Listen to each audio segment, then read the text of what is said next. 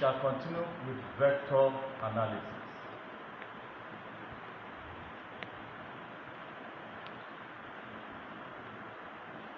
And for example, if we are to determine if the vector field is a conservative vector field and a potential field for a concept such as F directional vector equal to 2s cubed y raised to the power 4 plus x I direction plus 2x4 y cubed plus y j direction. Now, if we have this question, for example,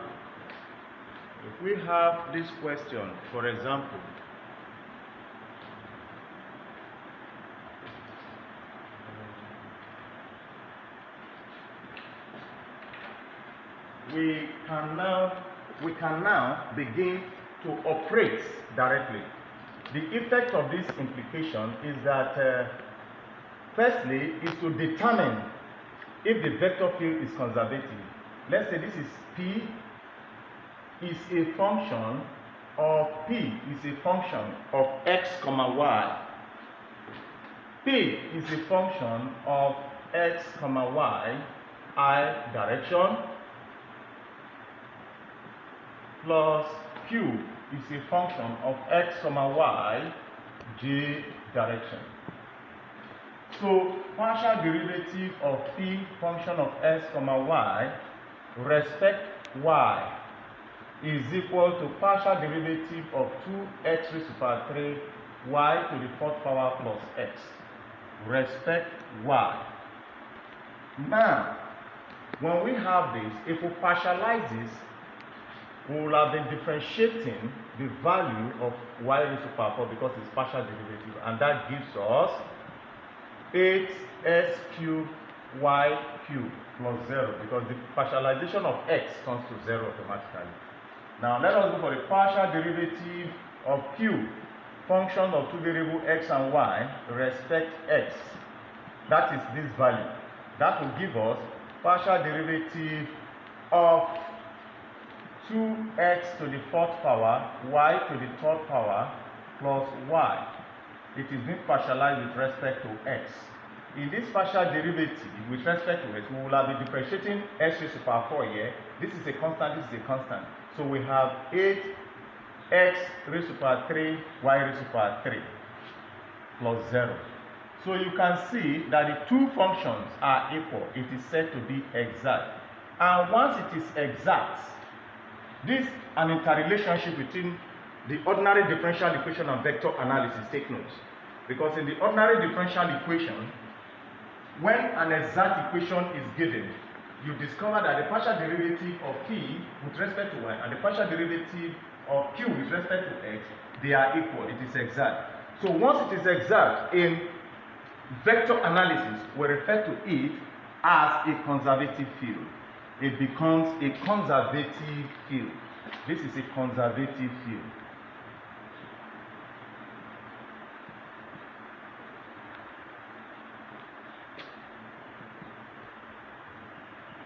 It is said to be a conservative field when the partial derivatives are equal. Solving it is referred to, once it is determined that the partial derivative is exact, we now use the potential theorem. And the potential theorem is all about solving it like solving an exact first order differential equation. When we solve an exact first order differential equation, it is said to be a potential function. So let us solve and see. Now we are going to have function of x comma y is equal to the integral of the first function, which is 2s cubed y raised to the power 4 plus x with respect to x plus a constant with respect to y. This is how you can get your potential easily. Now the potential function, you get it easily by integration, just liking to the pattern of exact first order differential equation. So this now gives us the integral with respect to x will give you 2 of x. This is going to give us 2 of x raised to power 4, y raised to power 4. Now, because we are now integrating, divided by 4 plus x squared over 2 plus constant y. Now, this is exactly what we will get. When it cancels out, progressively, this is going to give us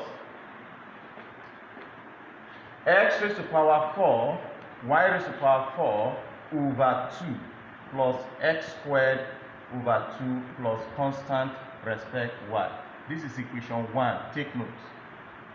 After building your equation 1, we will now further the concepts by taking a look carefully at the partial derivative of this function equation 1 and compare with the other equation, the J-cap equation or the J-caret equation.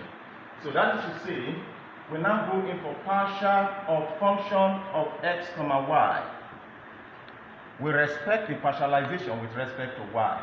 And that gives us, when we are differentiating that function with respect to y, we'll be having 2x to the 4th power of y cubed, now plus decay dy.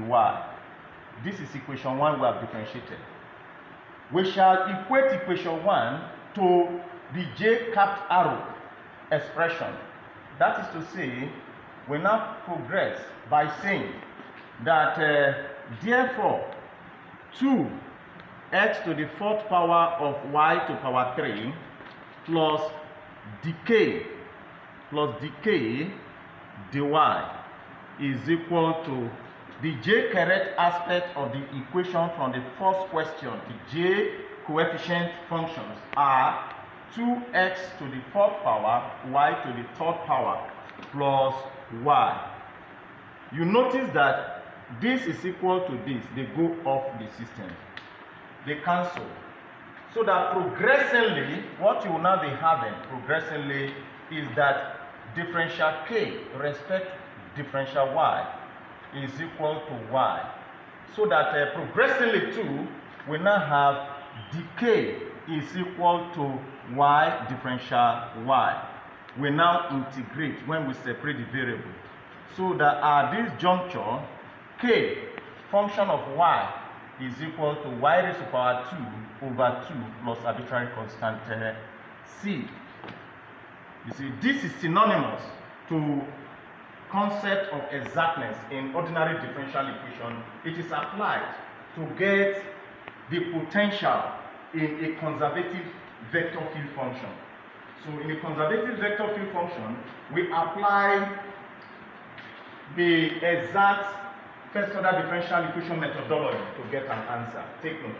So progressively, the final answer will now be the addition of that to equation 1, so that finally the function of x comma y will now give us x raised to power 4, y raised to power 4 over 2, equation 1, plus x raised to power 2 over 2 plus y raised to power 2 over 2 plus c. This becomes the potential of the vector field.